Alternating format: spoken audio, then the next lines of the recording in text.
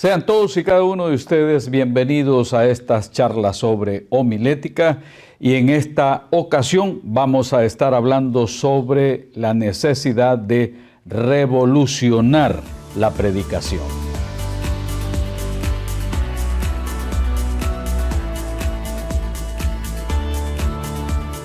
La palabra del Señor dice en Romanos capítulo 10, versículo 17, así que la fe es por el oír y el oír por la palabra de Dios.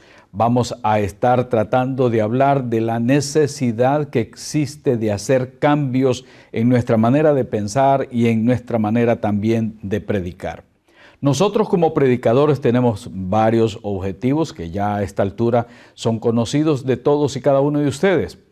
Estamos hablando de persuadir en primer lugar a los oyentes, a todas las personas que están escuchando el mensaje, persuadirlos a que crean en Jesucristo y lo reciban como su único y suficiente Salvador, a que crean en Él y lo sigan como su Maestro, que ellos puedan ser discípulos de Jesucristo y que vean en Jesucristo el gran amor que el Padre nos tiene a todos y cada uno de nosotros. En segundo lugar, ¿de qué se trata? La predicación trata de enseñar los valores eternos, los valores del reino de Dios. La justicia, el amor, la verdad, todos esos valores que vamos encontrando precisamente en Jesucristo como la máxima revelación de Dios.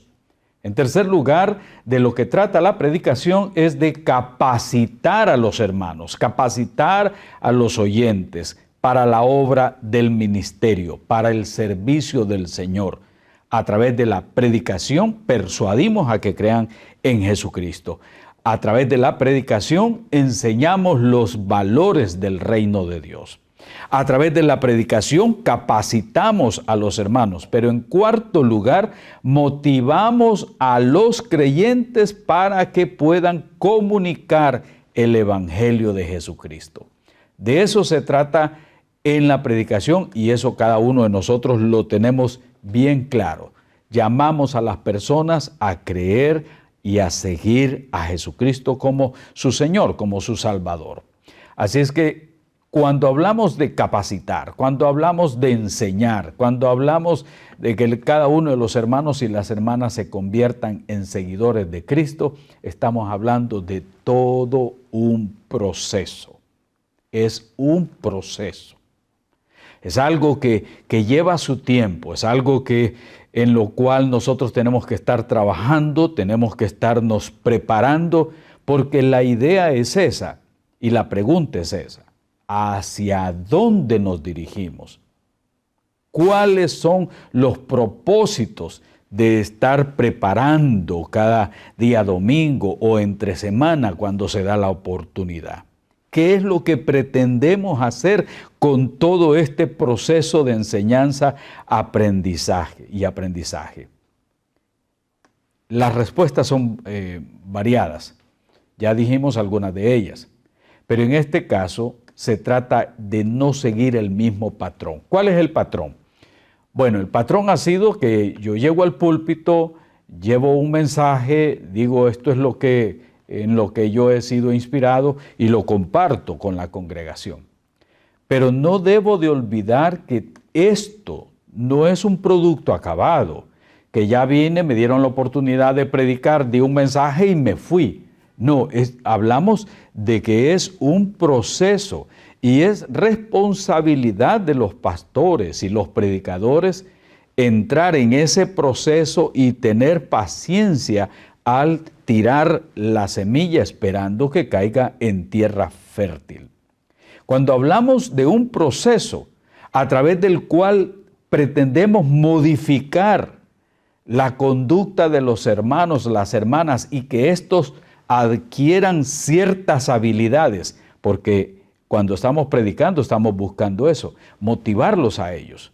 Tratar de que ellos aprendan y desarrollen una serie de habilidades, una serie de conocimientos, de tal manera que ellos puedan modificar su conducta.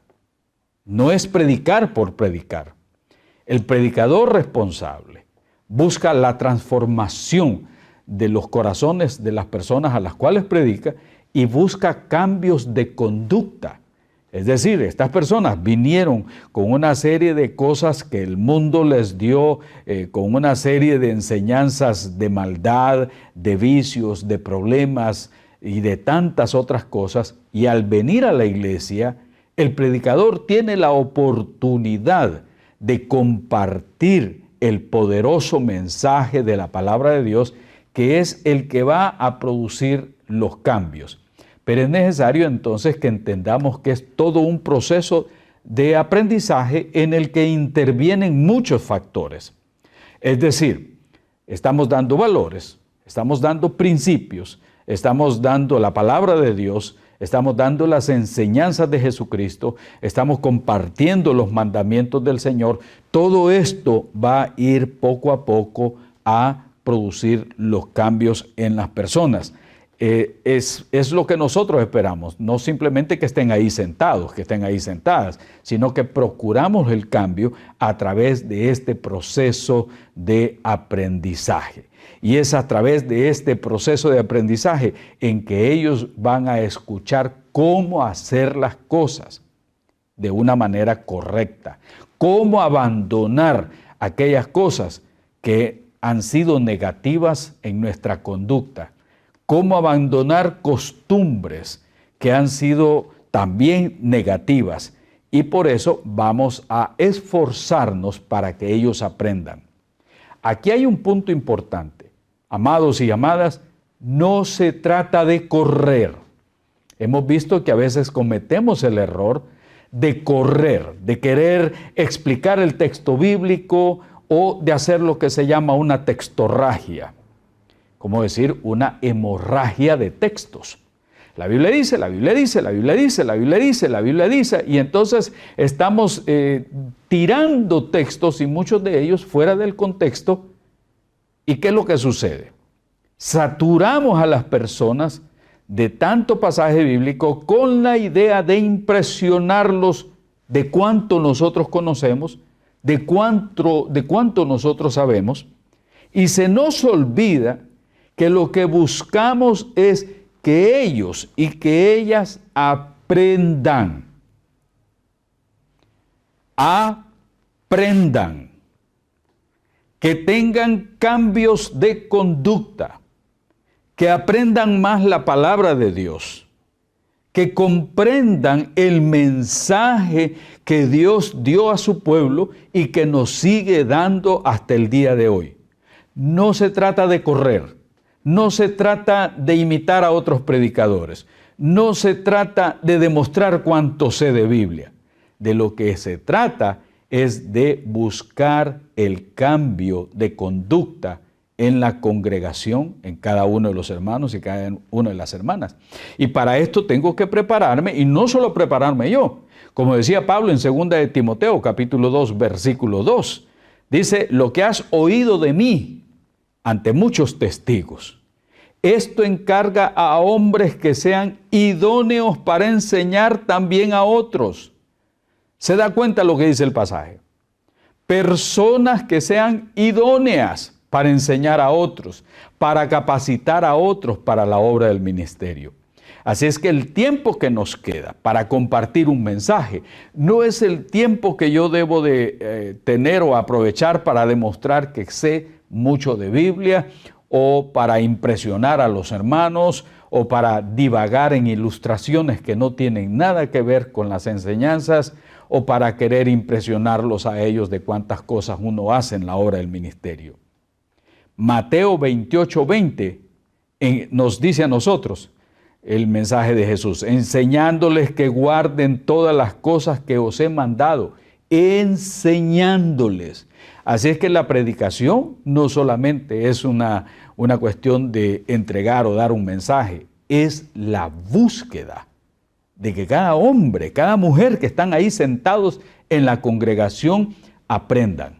Por eso hice mucho énfasis en estas dos palabras, enseñanza y aprendizaje. Yo busco que los hermanos comprendan la palabra de Dios, no solo que la estén oyendo, que la comprendan ¿Y comprender qué significa? Esto significa entender los conceptos y todos los procesos. Comprender significa entender los conceptos y todos los procesos para poder explicarlos y describirlos en una forma adecuada. Entonces yo trato que ellos puedan comprender el concepto. Que puedan decir, entiendo ahora. Comprendí ahora. Ahora sí siento que me ha iluminado esta palabra. Es que yo la leía y no entendía realmente lo que quería decir. El predicador facilita la enseñanza. El verdadero predicador busca que ellos comprendan. No simplemente invertir el tiempo en dar 4 gritos, en hacer todo un teatro. No se trata de eso. No se trata de tener ese tiempo para manipular a la gente y obtener un beneficio. No, se busca la comprensión. Y yo estoy tratando de subrayar esa parte, que los hermanos puedan entender los conceptos y que ellos después, ellos mismos, puedan explicárselos a otras personas durante la semana. Así es que vamos a buscar aquellas ilustraciones, aquellas palabras adecuadas, aquellas frases adecuadas, aquellas oraciones adecuadas que permitan desde la persona más sencilla que está entre nosotros hasta el más intelectual, que les permita que ellos comprendan la palabra del Señor. Nosotros somos los mensajeros y vamos a procurar que ellos no solamente escuchen los conceptos, sino que ellos aprendan y comprendan y luego puedan explicarlos.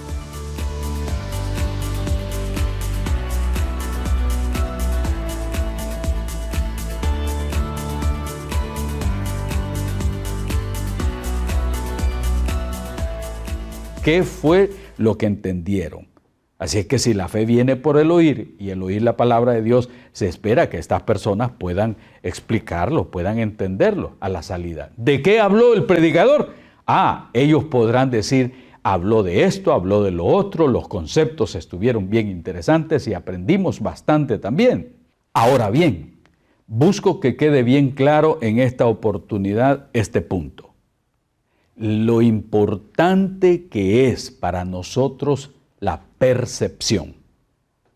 Ahora bien, permítame darle uno de los significados que yo tengo aquí sobre la percepción. Usted puede buscar en los otros diccionarios más. Es la acción y efecto de percibir. En este sentido, el término percepción hace alusión a las impresiones que el individuo pueda percibir de un objeto a través de los sentidos. Es interesante. Las impresiones que pueda percibir un individuo de un objeto a través de los sentidos. ¿Qué significa con esto? A través de los sentidos, a través de la vista, a través del olfato, a través del tacto, a través del sentido auditivo, a través del gusto. La percepción es eso que cada individuo tiene y ese conocimiento que se adquiere de algo a través de los sentidos. Y esto es importante. Es decir, no todos percibimos las cosas de la misma manera. Por ejemplo, 2 personas que salen del templo y se les pregunta ¿de qué se trató la predicación? Es posible que uno tenga o haya percibido algo que el otro no percibió, o que el otro se haya descuidado durante la predicación y se perdió de los elementos importantes. Entonces, cuando hablamos de percepción, hablamos del conocimiento o de la comprensión que alguien vaya a tener de una idea o de algo que se ha venido explicando. Eso es lo que el predicador busca. Que la hermana Juanita, que el hermano Felipe, que están ahí sentados, hayan logrado percibir la enseñanza y la hayan atesorado en su corazón. Pero aquí viene algo en lo que nosotros vamos a tratar de cambiar. nosotros los predicadores necesitamos cambiar. Y ese cambio requiere de trabajo. Ese cambio requiere de investigación. Ese cambio requiere de nuevas ideas. Ese cambio requiere de la participación también de otras personas.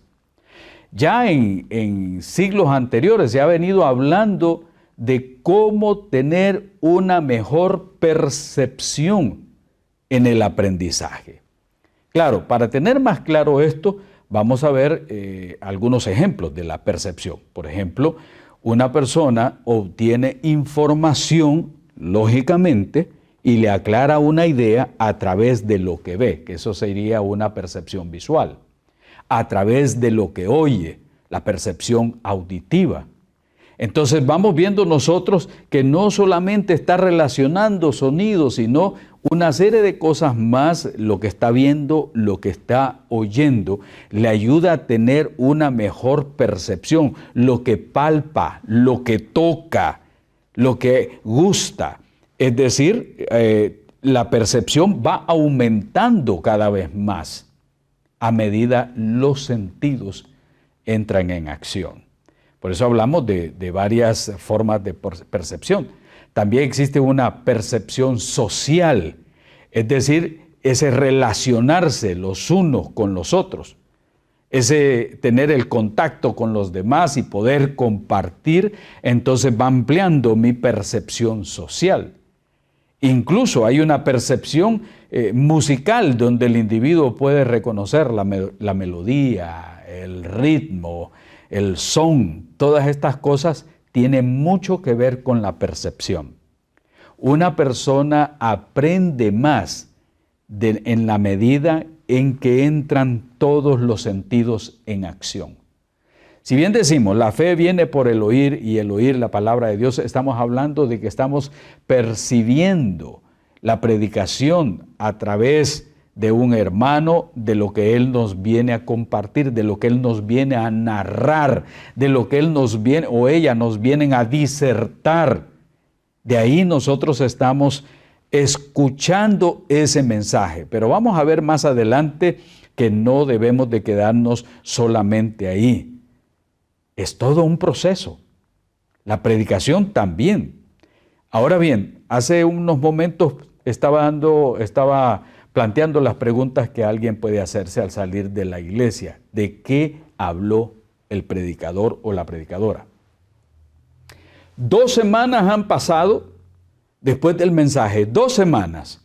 Y usted le pregunta a las personas que si le puede hablar del mensaje y muchas de esas personas ya perdieron el contacto prácticamente con los datos que se dieron ahí. Pasó el tiempo en esas 2 semanas y se le fue olvidando. Por eso es interesante cuando se nos decía que cuando se reunían los cristianos en el día del Señor, es decir, ya había pasado una semana, era necesario refrescar otra vez el conocimiento de lo que se había compartido. Pero en 2 semanas uno se puede preguntar qué fue lo que el predicador dijo. ¿Cuáles fueron las enseñanzas del predicador o la predicadora, del maestro o de la maestra? Regularmente la gente olvida en esas 2 semanas una cantidad de conceptos y de datos por los cuales es importante, y esto es muy importante para nosotros, lograr comprender cuál es el porcentaje de lo que nosotros realmente logramos retener en 2 semanas. Ahí tienen ustedes un cuadro en pantalla, el cono del aprendizaje que dio Edgar Dale. Después de 2 semanas, decía, tendemos a recordar cierto porcentaje de lo que leemos. Si usted ve el triángulo, dice actividad visual pasiva y la otra actividad participativa y receptiva de lo que se le llama actividad. Uno es pasivo y el otro es activo. Pero miremos de arriba hacia abajo hasta la mitad. El 10% de lo que leemos se nos puede quedar a las 2 semanas, el 10%. El 20% de lo que oímos es lo que pudiéramos retener Si es que en verdad pusimos atención al mensaje, a la disertación que se nos ha compartido. El 30% se nos logra quedar en la mente de dibujos observados, de diapositivas, de algunas fotografías, de PowerPoint y de todo esto. Se nos puede quedar a nosotros un 30%. Pero si combinamos lo que oímos y lo que vemos, es decir, mirar una película, ir a una exhibición, ver una demostración, ver algo hecho de la realidad, entonces nosotros vamos a tener un 50% de lo que hemos aprendido y de lo que hemos recibido. Nada más eso. Un 50% cuando ha habido una ayuda audiovisual directa. Hasta ahí la persona ha estado sentada en la iglesia y ha estado pasiva escuchando y viendo. A las 2 semanas es el 50% más o menos lo que en el cono del aprendizaje se nos dice que la persona puede retener o recordar. Pero ya en la parte activa, cuando una persona participa en un debate, tiene una conversación, comparte con los demás acerca del tema que conoce, pues esto se le ha quedado mucho más, hasta un 70% recordamos de lo que hemos dicho. Y más abajo aparece el 90% de lo que decimos y hacemos. Es decir, actividad pura. La persona va adquiriendo mayor experiencia, va reteniendo la información que está recibiendo porque la está poniendo también en práctica al hacer una representación teatral, al simular experiencias reales, al hacer la cosa que se intenta aprender. Entonces tenemos ahí, y ponga atención a ese cuadro. Ellos están pasivamente, las hermanas y los hermanos en el auditorium, en el templo donde están ahí sentados, y esto, que muchos de los hermanos y las hermanas que están ahí logran anotar, observe bien en la iglesia, son pocos los que van anotando y repasan en su casa. Otros solamente anotan, pero para tratar de distraerse en algo más. Y no le ponen atención a esas notas durante la semana. Y lo digo porque hay algunas personas que me lo han hecho saber así. Pero otros sí apuntan, otros sí anotan, otros sí estudian lo que se les ha compartido. Entonces esos tienden a aprender mucho más. Amado hermano, amada hermana, los hermanos están ahí, las hermanas están ahí sentadas en una forma pasiva y tal vez muy atentos, pero muchos de ellos, usted les pregunta de qué se trató el sermón, cuáles fueron las ilustraciones que te llamaron la atención, cómo fue que describió el pastor o la predicadora los conceptos o el conferencista, qué conceptos principales nos dio. ¿Podrías tú hacer una lista de los conceptos principales que el predicador dio? ¿Podrías señalar cuál fue el punto central de la predicación? ¿Recuerdas el tema de la predicación? Y la gran mayoría de ellos no lo recuerdan. ¿Es de ellos la culpa? Tengo con dolor que aceptar que la culpa la tenemos los predicadores. Especialmente hoy con esto de las modas de recoger fondos para el mismo predicador o de la teología de la prosperidad, el predicador ya no trae la palabra, está enfocado en cuánto va a recoger. Y eso es una pena dentro del ministerio. Uno debe de enfocarse de cuánto los hermanos que están ahí, las hermanas que están ahí, van a aprender. Ese debe ser el verdadero motivo. Pensemos en esto. Jesucristo no es que simplemente andaba predicando.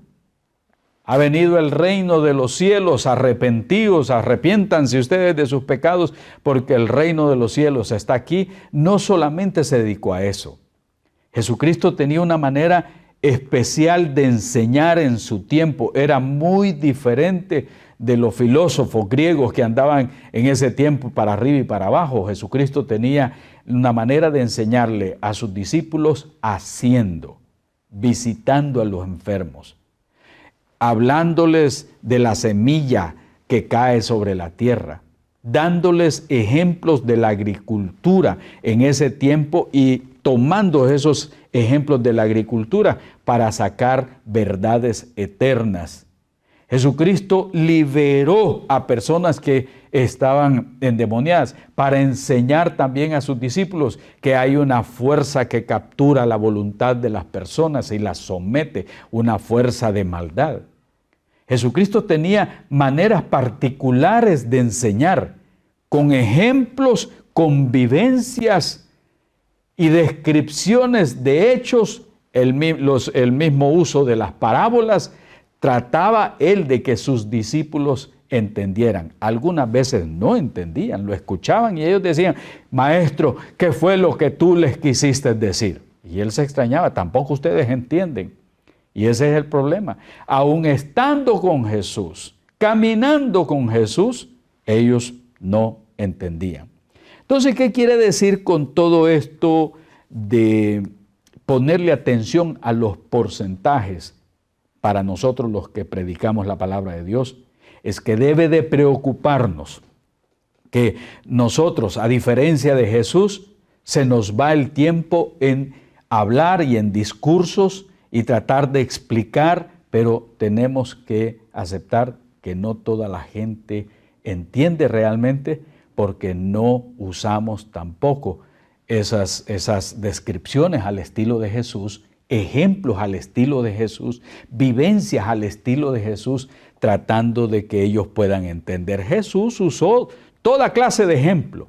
Jesús les hizo referencia a la lámpara para decirles que también la lámpara del cuerpo, el pan, y yo soy el pan de vida. Él les daba ejemplos que la gente podía comprender. Y algunas cosas que nosotros hemos heredado del mismo catolicismo fue la homilía. En la homilía el sacerdote se paraba y discursaba. Él hablaba y discursaba de las enseñanzas. Entonces, dentro del pueblo evangélico también heredamos esa parte y tratamos de predicar nosotros y de enseñar la palabra de Dios a través de punto 1, punto 2, punto 3, y ya llegamos a la conclusión, hacíamos el llamamiento y ahí parecía que moría todo. Y ya veníamos hasta el próximo domingo a tratar de repetir y repetir y repetir el mismo modelo, el mismo esquema de ponernos detrás del púlpito y hablar y hablar y hablar y hablar, de tal manera que se nos fueron los 25, los 30, los 40 minutos y nosotros no nos preocupamos para que el pueblo realmente aprendiera. Entonces, una de las cosas que tenemos que hacer es dar ese paso. Todos nosotros tenemos que dar un paso hacia adelante buscando una transformación en la predicación. Necesitamos cambiar nuestro método, dejar atrás todas esas cosas y buscar que no solamente nos escuchen, sino buscar que ellos también aprendan realmente. Porque llevamos varios objetivos. Llevamos como objetivos que ellos, como repito, entiendan que Jesucristo es el único camino del Padre, que Jesucristo es nuestro Salvador, que Jesucristo no solamente debe ser mi Salvador, sino también el Señor de mi vida. Entonces, ¿cómo debo de hacer para que ellos puedan comprender realmente esas verdades? ¿Cómo puedo yo esforzarme para que los valores eternos sean asimilados en la congregación? ¿Qué ejemplos puedo poner para que ellos puedan aprender más esos valores?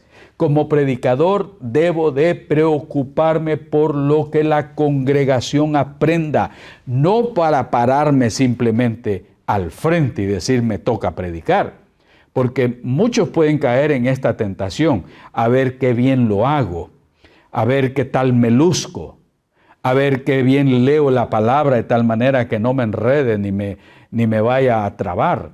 Estamos nerviosos por el qué dirán, Pero donde yo me debo de concentrar no es en mi persona, es al revés, es en la persona de ellos, de los que me están escuchando, donde yo debo de poner atención. Si me estoy dando a entender lo suficiente para que doña Alicia, la anciana de la iglesia, Fermín, el muchacho, el estudiante, el otro que está en la universidad o aquel que es un profesional, para que todos los hermanos de la iglesia comprendan, asimilen a través de todos sus sentidos lo que uno desea enseñarles.